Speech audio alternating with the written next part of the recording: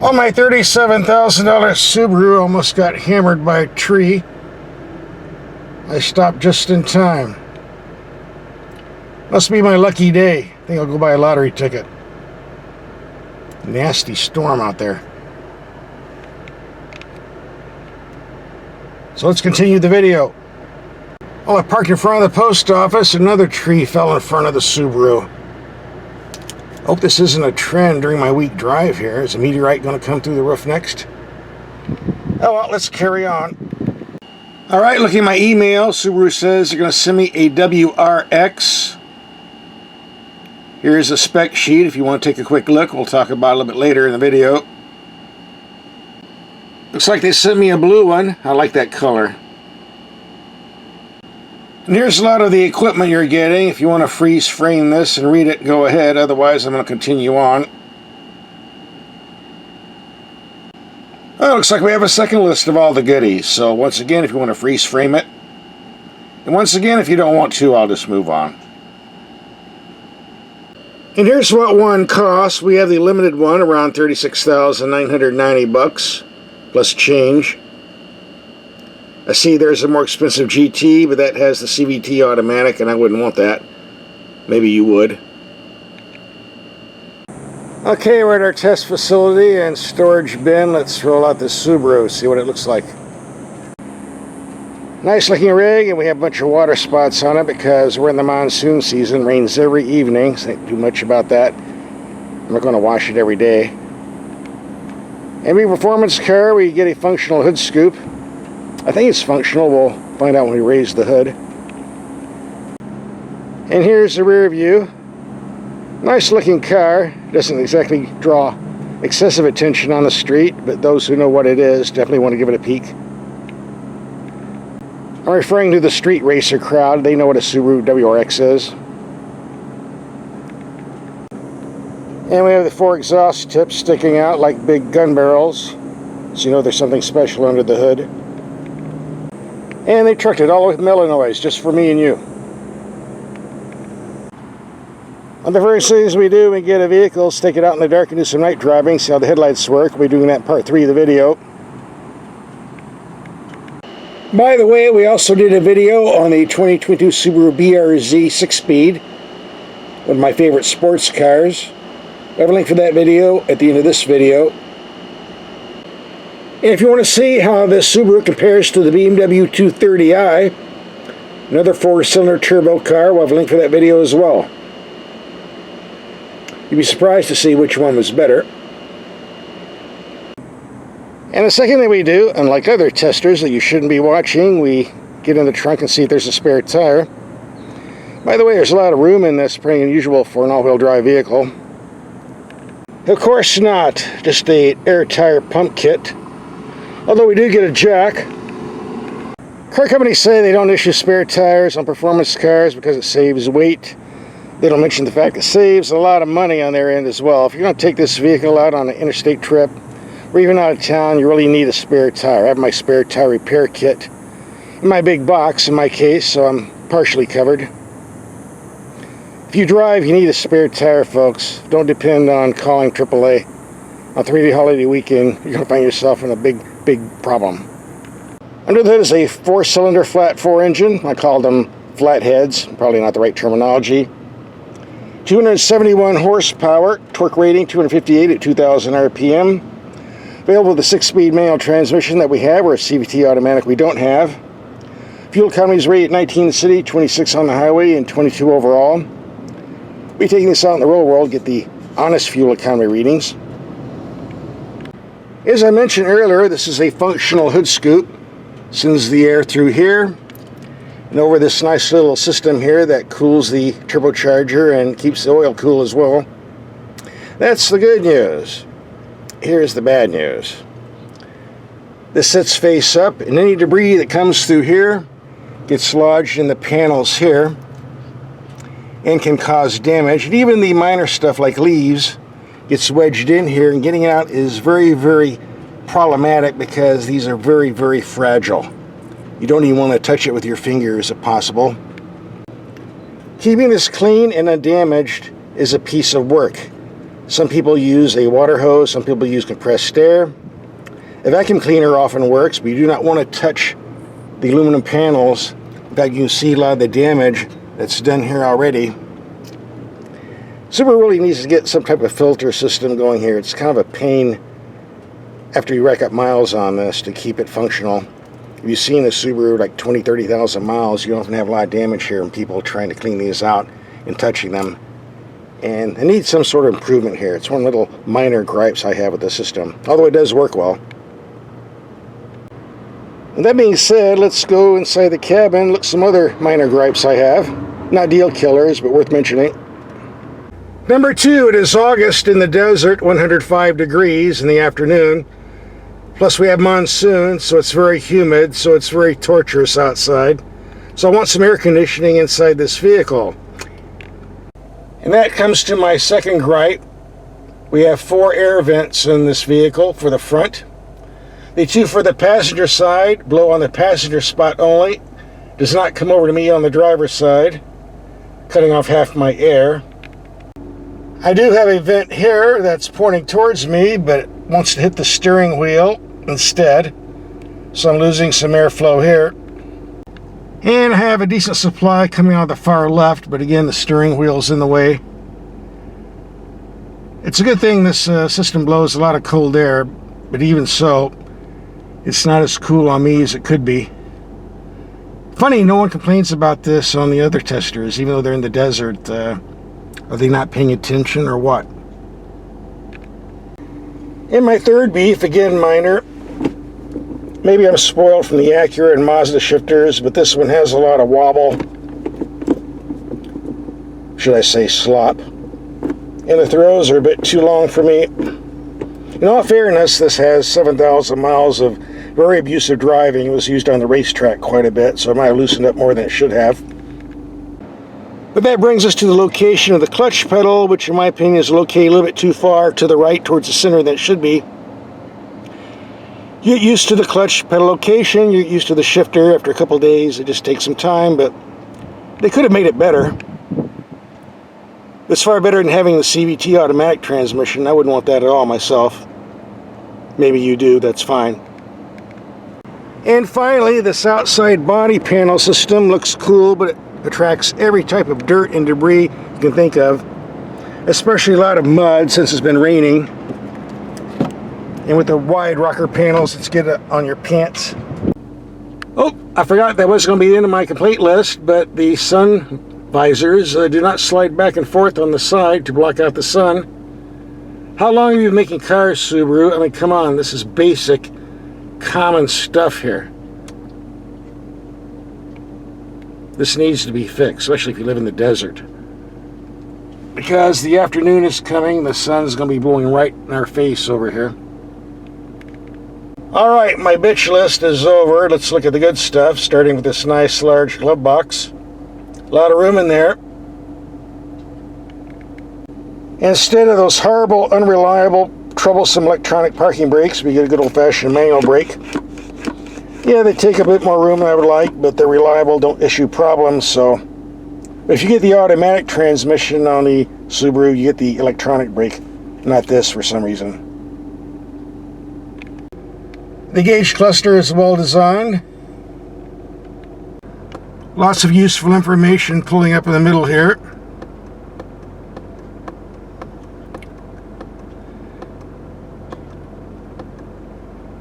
Oh, 15.2 mpg. Maybe we're driving a bit more briskly than we should have, huh? By the way, tank is 16.5 gallons, so if you fill it up and drive moderately, you'll have some decent range. The auto-dimming mirror has a disconnect switch. We'll be looking at that later on in our night drive. This 11-inch info screen is reasonably easy to use, but in the late evening, early morning, you do get a lot of glare here. You'll get used to it. And with the WRX package, you get the WRX seats, so everybody will know what you're driving. And overall, the fit and finish and quality materials is far above average for a car in this price class. Which I think I mentioned earlier is around 37 grand for this particular one. Okay, part one show and tell is over. Let's go out and do some driving. That's what we're really here for. And let's take the turning circle.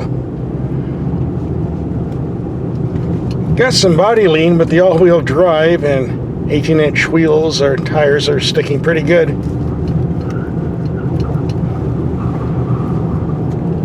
Impressive thus far. I don't think I could spin this on if I wanted to. Subaru says they've made a lot of suspension improvements in this latest generation WRX, and it does seem to ride pretty smooth, so let's take some speed humps. Around 15 to 20 miles per hour, see what happens. Here comes bump number one. That was smooth enough. Bump number two. Here comes number three. And the big nasty one. I felt a mild thump on the front end on that one, but still far above average. Got a few potholes here on the side. Wow, did pretty good. This is a smooth riding vehicle, there's no doubt about that. I don't think there are going to be any complaints. I don't see any complaints about the power steering system either. It's quick enough. A little on the heavy side, which is what I prefer. Decent feedback. Again, I do not think anybody will be complaining. The published 0 to 60 time is listed around 5.5 seconds, which I can guarantee you is definitely no problem. It seems a bit quicker to me. Guess it depends on how good you are with the shifter.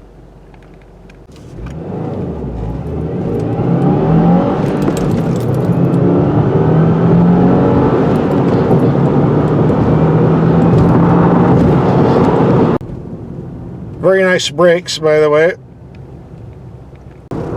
Even though the clutch and shifter takes some getting used to after a while, you do get used to it.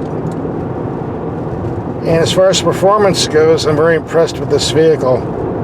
Very smooth, very quiet. It goes very, very quick. It handles like a champ, so I think we're going to have a lot of fun with this later on during the week. The more I drive it, the more I like it. And that's definitely a good sign. Good for daily commuting too, if you don't mind the clutch and shifting. That's where the automatic usually better, but I do not want a CVT transmission myself. I'll take the 6-speed manual in this car. Also, I might mention, even though I don't like the way the air conditioning vents are set up on this vehicle, the system does blow lots of cold air, so in the end I can cool the vehicle off. We're going to take a short highway trip, see what type of fuel economy we can get off this turbo 4-cylinder engine. And it's 75 miles per hour, running around 2,700 RPM. A bit higher than average compared to other vehicles, but it is what it is. Maybe we need an 8-speed manual transmission. That'd be nice. Not going to happen. I was very impressed with this power steering in the city driving I was doing, but it's even more impressive on the freeway. Very fast ratio, 0 slop. Which is exactly what I want. The ride's pretty comfortable too. A bit of bouncing around, but good stability and comfortable, so that's what we want as well. Okay, city driving, I was getting 15 miles a gallon, which is not good, but then again I was driving rather briskly. Resetting the computer and taking a highway trip around 70 miles per hour. The vehicle's redeemed itself at 28.7, which is pretty close to what I think the factory claimed. Wasn't it 29? Oh well, this is pretty good. I'm not complaining. Alright, let's go out and take some corners. And earlier in the video I was complaining about the position of the clutch pedal, and I didn't really care for the shifter. But after driving for a couple days, I've gotten used to it and settled in very well, so it's no longer a complaint. So you buy this vehicle and drive for a couple days, you probably won't be complaining either. By the way, this vehicle handles like a champ. It's really sticking to the road like glue. And certainly the all-wheel drive, which gives 4-wheel drive traction, helps. And this little turbo motor pulls like a tank. Got a lot of bottom end grunt, as well as high end horsepower. An excellent combination. A very common feature for flathead engines. And by the way, these are active headlights that turn the same direction as the steering wheel. Great for taking corners. We'll discuss that later on in our night drive video. By the way, nice brakes. Good stopping power, good feel, and they're not heating up at all. Recently, I took some BMW and Mercedes Turbo 4s out on this road. And being German sports sedans, they did pretty good in the cornering ability and power, but this one's doing better. This engine keeps pulling and pulling, a fantastic motor. I think in a race, the Subaru would beat the BMW Mercedes. Impressive considering the price is about 10 grand less. That good old Japanese engineering. What a sweet engine this is. Fantastic.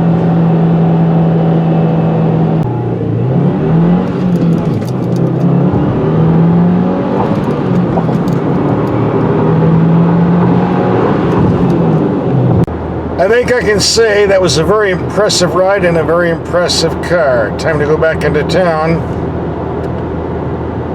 Wrap up this video.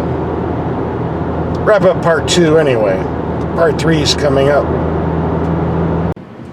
That little drive we did last night was very impressive. 37 grand for this. Outruns many German cars. Costed 50 grand.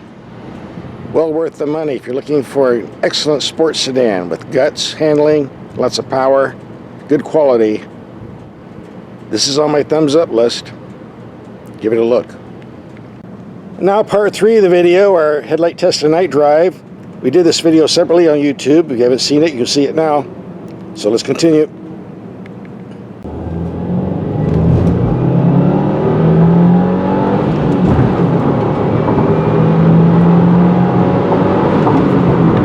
Okay, it's dark enough. Let's take a look at these headlights and take a night drive. And here's what the taillights look like. And emergency lights on with the taillights on. Nice to see they're also on the mirror. Bright enough on the front. It's certainly easier to see if you turn the headlights off. Now we can really see the emergency lights. Yeah, bright now. And definitely easier to see on the rear. And stepping inside the cabin, this info screen is definitely easy to see in the dark. Because it's not dark anymore, it's lit up pretty good. And put the transmission in reverse, and there's our view. Probably a little blurry because we had some rain. Probably obstructing the lens a little bit. Okay, getting to the headlights. Had the low beams on a wall 33 yards away or 100 feet. Very bright, but a bit on the low side. I prefer if they go over the bushes. Let's do the high beam. There we go.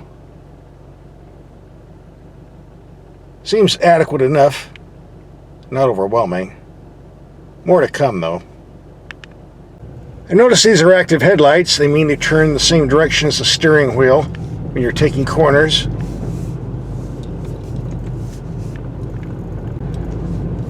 Like so.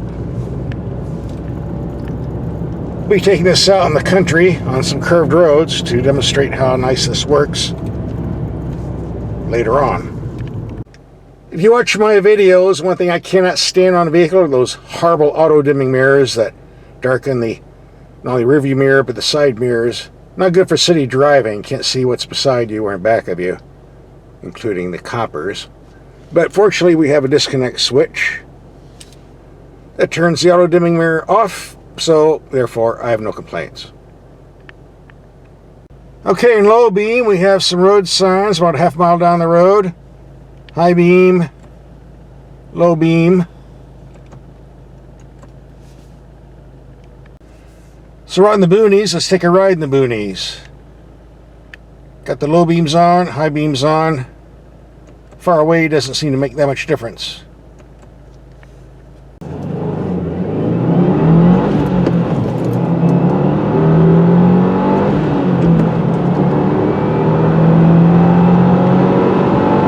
Okay, now we're entering a dip, and we have the high beams on, but you go to low beams, and you see how the lights have a tendency to disappear slightly.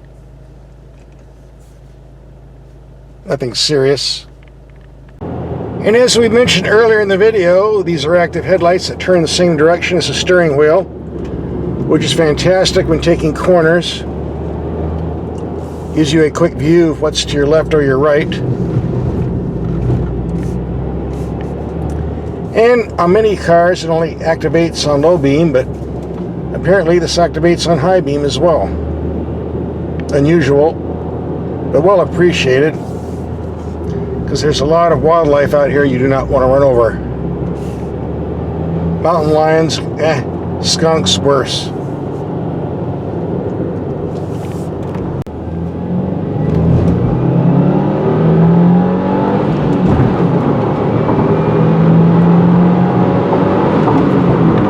Okay, this is the real headlight test. Can we light up the jail sign? Well, not on low beam. Let's try high beam. Just barely. Sort of passed, I guess.